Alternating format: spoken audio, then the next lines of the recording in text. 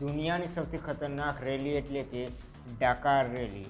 એક એવી રેલી જે 14 દિવસની જ હોય છે, પણ 8000 કિલોમીટરની રેસ તમને જોવા મળશે. કોઈ જાતનો ટ્રેક નથી, કોઈ જાતનો રોડ નથી. તમને ખાલી રનની અંદર જ તમારે કારને ચલાવવાની છે, બાઇકને ચલાવવાની છે.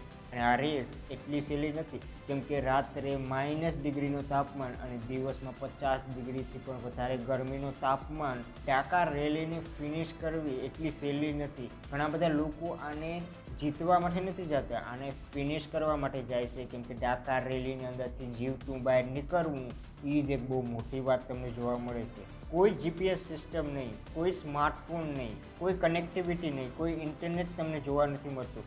ખાલી એક રોડ બુક તમારા હાથમાં આપી દે અને તમારે તમારા હિસાબે જવું પડશે કે કઈ જગ્યાએથી કઈ રીતના કેવો ટર્ન લેવો, કઈ જગ્યાએથી જવું.